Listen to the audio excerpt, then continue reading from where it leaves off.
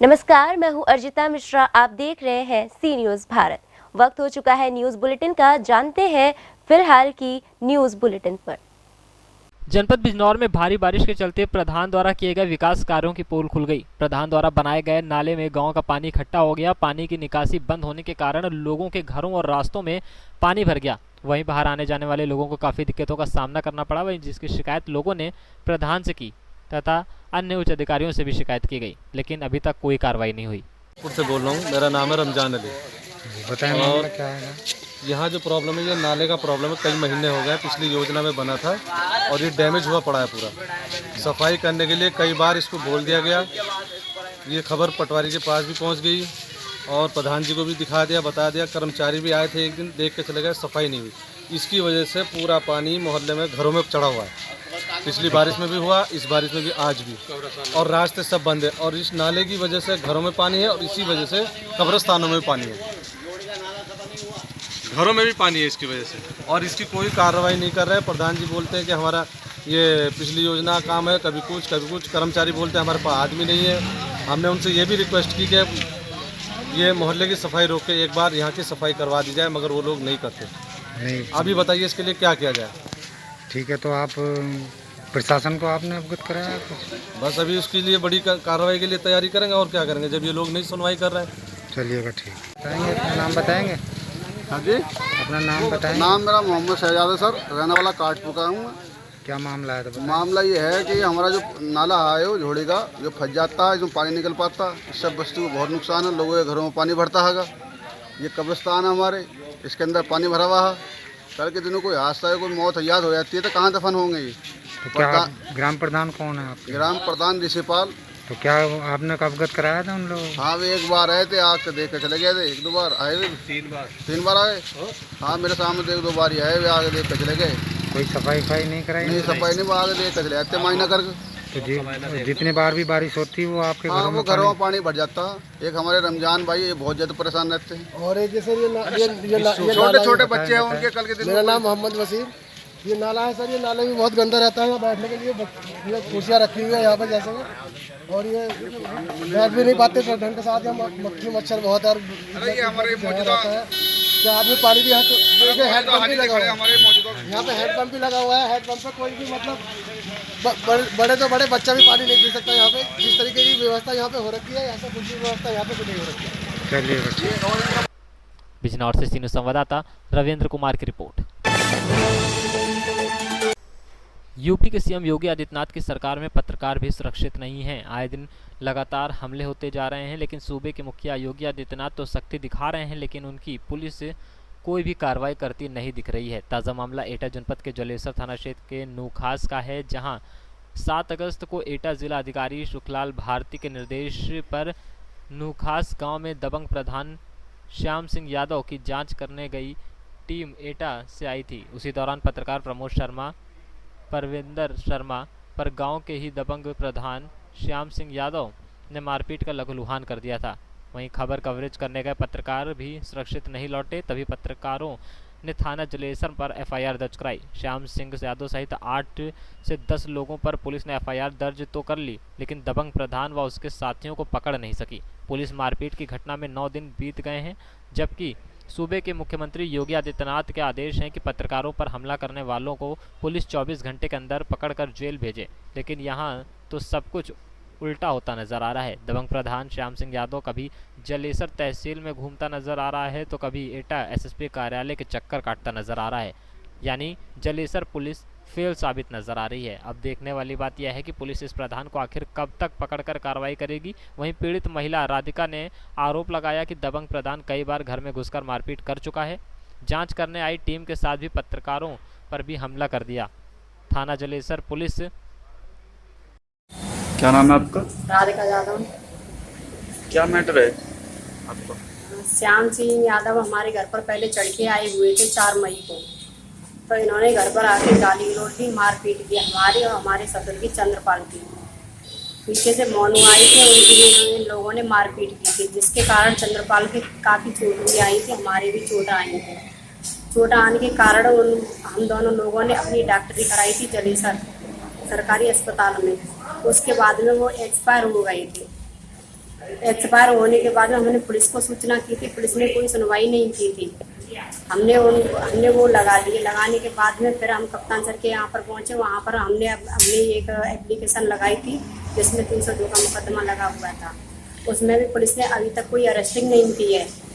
उसके बाद में हमने इसकी प्रधानी की जांच निकलवाई थी, तो जांच हो रही थी। जांच होने के कारण अधिकारी लोग थे, उनके सामने उसने मारपीट की थी हमारी और पत्रकारों लोगों की भी, जिसमें उन सभी लोगों की काफ़ी चोट आई हुई है। डीएम द्वारा जांच कराई थी हमने, और अब भी हमने अपनी FIR कराई, उसमें कोई सुनवाई नहीं हो पा रही है क्योंकि पुलिस उनको अरेस्ट नहीं कर रही है। हमारा कहना है कि पुलिस उन लोगों को सभी को अरेस्ट करे, और अरेस्ट करने के बाद में डीएम द्वारा मैं पूछ के हमारी द्वारा जांच होनी चाहिए। घर से हम कहीं भी बाहर निकलते हैं ये हमारे साथ में गुंडे बदमाश लगाता है, हमें मारने की धमकी देता है, काफ़ी हथियार भी रखता है, और ये उनसे हथियारों से फायरिंग भी करता है। हमें अंदेशा है कि ये हमारे पति को हमें जान से मार भी सकता है। ठीक, धन्यवाद। क्या नाम है आपका? प्रमोद कुमार। अच्छा, ये क्या घटना घटी थी उस दिन आपके साथ? ये 7 तारीख की बात है। ये 7 तारीख को माननीय जिलाधिकारी के आदेशानुसार एक प्रधान की जांच टीम आई थी, जिसमें जिला संघ के अधिकारी आए हुए थे, मिस्टर रमेश सिंह जी। तो उनकी जांच चल रही थी। जांच में ही हम लोग अपने पत्रकारिता की तरफ से, एक मीडिया की तरफ से क्षेत्रीय प्रतिनिधि हैं, इसलिए उसकी तरफ गए थे, जांच देख रहे थे, सुन रहे थे सब लोगों की। सुनने के बाद ही जैसे हम खड़े हुए वहाँ पे तुरंत ही दबंग प्रधान, एक दबंग किस्म का व्यक्ति है, साथर किस्म का व्यक्ति है ये प्रधान, और बहुत पुराना साथर है। यहाँ तक इसने पहले होमगार्ड को भी एक मारा था, सरियाम डीएम के आवास पर रहने वाला होमगार्ड मारा था। तो उसको आए, आते ही तुरंत ही पत्रकार बंधु ये ज्यादा मतलब जो है करते हैं इंटरफियर, कि इनको जो है पकड़ो, मारो मारो, इस तरह की उसने आवाज लगाई। और उसके साथ जो अनुयायी लोग थे, जो उनके साथ गुंडे लोग थे, उन लोगों ने तुरंत मारना पीटना सब लोगों को शुरू कर दिया। कितने गुंडे थे करीब? उनके साथ करीब 8-10 गुंडे थे। उसके साथ FIR दर्ज कराई आपने? हाँ, इसकी FIR दर्ज हो गई है 7 तारीख में। तुरंत ही उसने मारना पीटना शुरू कर दिया। तो मेरे भाई थे, भाई को भी मारा पीटा, और मेरे ऊपर भी मारा, हमला किया पूरी तरह से जान से मारने का, और मेरे भतीजे के ऊपर भी राइफल तान दी। इस तरह से उसने मारा पीट, सबको मारा पीटा, और बस जान से मारने की धमकी देते हुए और करते हुए, तेरी जांच ने तेरी में बाधा उत्पन्न की या कुछ किया तो हम तो जान से मार देंगे, इस तरह कहते हुए दबंगी में देते हुए अपने यहाँ से फिर उड़ चले गए। और शायद यहाँ से आगे फिर उन्होंने आगे भी जो है जो जांच करा रही थी उनसे भी कुछ कहा सुना था, उनकी भी शायद इसमें FIR हुई है, ऐसा मुझे संज्ञान में आया है। अब ये बताइए, मुख्यमंत्री जी से आपकी क्या मांग है? हमारी मुख्यमंत्री ये है कि दबंग किस्म के लोग हैं, इन लोगों को पहले सबसे अरेस्ट किया जाए। ये जब तक अरेस्ट नहीं होंगे तब तक यहाँ की जनता भी भयभीत है उनसे, कि इस तरह से ऐसे हो रहा है, जांच में भी अवरोध पैदा हो रहा है। तो इनको सबसे पहले गिरफ्तारी की जाए, और हम लोगों को जो जान से मारने की धमकी दी गई है, हमसे कहने की और हमसे कह गए कि हम झूठे मुकदमे फंसा देंगे, लगातार ऐसा हो रहा है कि झूठे मुकदमे फंसाने के लिए घर जनक लगा देंगे, तुम्हारे ऊपर ये कर देंगे, वो कर देंगे, इस तरह की धमकियां दी जा रही हैं हमको। या फैसला कर लो, नहीं तो अगर फैसला नहीं किया तो तुम्हारे घर वालों को, परिवार वालों को मार देंगे और घर जनक में फंसा देंगे आपको। इस तरह की धमकियां मिली हैं, अरेस्ट करके और गिरफ्तार करके जेल भेजा जाए इन्हें। हमारी SSP साहब से और मुख्यमंत्री से ही मांग है। ठीक, धन्यवाद। से पीड़ित महिला ने मांग की है कि जल्द ही प्रधान को गिरफ्तार कर जेल भेजें। एटा से सीनियर संवाददाता लखन यादव की रिपोर्ट। जनपद फतेहपुर की ग्राम पंचायत बहरा सादात में आज मुहर्रम पर्व को लेकर पत्रकार शहंशाह अब्दी के आवास पर थाना सुल्तानपुर गोश्त प्रभारी अवधेश मिश्रा ने सोशल डिस्टेंसिंग का पालन करते हुए ताजियादारों की बैठक कर शासन की गाइडलाइन समझाई, जिस पर ताजियादारों ने कोविड-19 को ध्यान में रखते हुए सहमति जाहिर की। त्योहारों के संबंध में जिलाधिकारी महोदय द्वारा हमारे या शासन द्वारा एक अभी पीस कमेटी की मीटिंग हुई थी, सेंट्रल पीस कमेटी की। हमारे शहंशाह भाई उसमें गए भी थे, तमाम निर्देश आपको बताए भी होंगे मीटिंग करके, लेकिन फिर भी हमने सोचा कि आप लोगों से जो है वार्ता करके आप लोगों को बता दिया जाए। और मुझे खुशी है कि आप लोगों ने ये सहमति जाहिर किया कि नहीं सर, जो निर्देश बताए गए हैं उस निर्देश का हम सभी ताजिएदार और ग्रामवासी मिलकर पालन करेंगे। इसके लिए मैं बहुत बहुत आपका आभार व्यक्त करता हूं। धन्यवाद।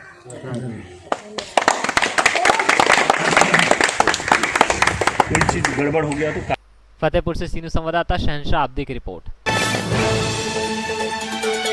कोविड-19 कोरोना वायरस महामारी के चलते सोशल डिस्टेंसिंग का पालन करते हुए वेस्टर्न कोलफील्ड लिमिटेड कन्हान क्षेत्र के जीएम मुख्यालय पर आज सुबह सीजीएम मोहम्मद शाबिर ने महात्मा गांधी के चित्र पर माल्यार्पण कर तिरंगा झंडा लहराया। इस अवसर पर सुरक्षा में तैनात सीआईएसएफ के जवानों ने सलामी दी एवं सीएमडी का संदेश वाचन पढ़ा।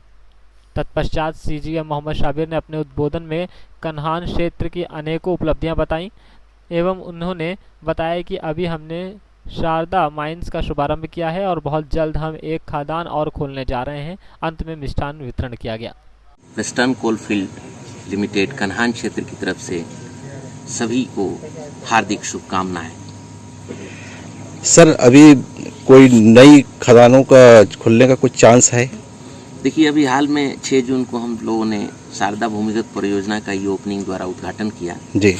और अभी जो 4 तारीख को, इसी महीने 4 तारीख को जो बोर्ड हुआ था WCL बोर्ड ने धाऊ नॉर्थ भूमिगत परियोजना का स्वीकृति दे दी है और उसको हमारी कोशिश है कि इसी वर्ष के अंत तक हम उसको खोलें।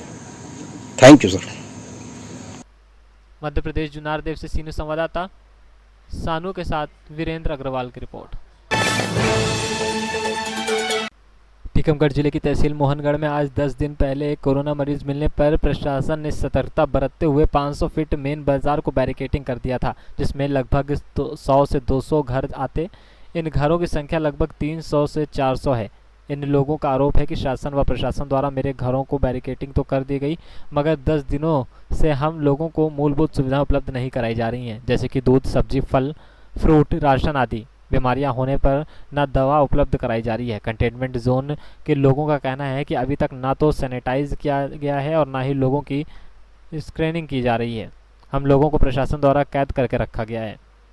हम लोग देख रहे हैं, हम लोग परेशान हैं। शासन की व्यवस्था को लेकर कोई व्यवस्था नहीं है। एक मतलब मरीज पॉजिटिव आने से 200 घर को ब्लॉक करके रखा है। ये कोई इंसाफ ही नहीं है, मतलब ये नाइंसाफी है। हम लोग को कैद करके रखा है। ना कोई यहाँ पे कोई कर्मचारी या कोई अधिकारी कोई नहीं आ रहा है, ना हम लोगों की कोई सुनने वाला है, ना कोई हालचाल पूछ रहा है, ना कोई दवाई, ना कोई सैनिटाइजर की, किसी चीज़ की व्यवस्था नहीं है। हम लोग बहुत परेशान हैं। यहाँ पे दूध वाले आते हैं तो उनको भी भड़का दिया जाता है दूसरे लोगों द्वारा कि ये लोग सब कोरोना कोरोना, कुछ समझ में नहीं आ रहा कि हो क्या रहा है। शासन से निवेदन है कि हम लोगों को मतलब चेक करें, हम लोग को देखें, सैनिटाइजर की गई कोई व्यवस्था नहीं है। ना राशन पानी की व्यवस्था है, ना कोई दवा की व्यवस्था है, ना कोई कर्मचारी आ रहा है, ना पूछ रहा है। हाँ, जरूर ऐसी अफवाहें जरूर मतलब फैलाई जा रही हैं कि पूरी जांचें हो चुकी हैं, जांचें जा चुकी हैं, जांच आने बाकी है। हमारे दरवाजे पे कोई नहीं आया, ना कोई चेक करने आया, ना कोई जांच का सैंपल लेने आया है। बस ऐसे ही ब्लॉक करके रखा है और बोला जा रहा है कल खुलना है, परसों खुलना है। कुछ समझ में नहीं आ रहा है। बहुत परेशान है हम लोग। ये तानाशाही बहुत मतलब हम लोग के साथ बहुत नाइंसाफी हो रही है। आज लगभग 10 दिन से बैरिकेड लगे हैं। लगभग 200 घरों को कंटेनमेंट कर रखा है। आज से 10 दिन पहले लगभग एक पॉजिटिव केस मोहनगढ़ में आया था। प्रशासन के नियम भी समझ में नहीं आ रहे हैं, क्या हो रहा है। हम ये कहना चाहते हैं, हम सभी लोग यह कहना चाहते हैं कि हमें क्यों बंद कर रखा है। अगर यह सज़ा देनी ही है तो हमें जो है, अगर एक पॉजिटिव केस मिला है तो आपने लगभग 600 फुट का एरिया बंद कर रखा है। ना ही कोई व्यवस्था है, दूध से, बच्चों से लगा के, सब्जी से लगा करके, यह कोई पूरी ना कोई पूछने आया, ना कोई अभी तक जांच हुई। आपने अगर हमें कंटेनमेंट रखा है 8 दिन से, हम करीब 200 परिवारों को, 1000-1200 आदमियों को अगर रखा है तो किसी की आपने जाँच कराई है क्या? आपको किसी पर अगर शक है, किसी का, आपको अगर किसी मरीज ने किसी का नाम बताया तो आपने किसी की जांच भी नहीं कराई है। आखिर यह जेल किस सज़ा के लिए हम लोगों को दे रखी है? हम प्रशासन से कहना चाहते हैं कि इसका जो है ना कोई सैनिटाइजर अभी तक किया गया है। हम कहना चाहते हैं कि इसका जो है तत्काल जो है प्रशासनिक अधिकारी और जिलाधिकारी से विनम्र हम लोगों का आग्रह है कि हम लोगों की सुनवाई क्यों नहीं हो रही है। टीकमगढ़ से सीनियर संवाददाता साकेत यादव की रिपोर्ट। अभी के लिए न्यूज़ बुलेटिन में बस इतना ही। देश दुनिया की तमाम खबरों के लिए बने रहिए सी न्यूज़ भारत के साथ। हर खबर आपके साथ, आपके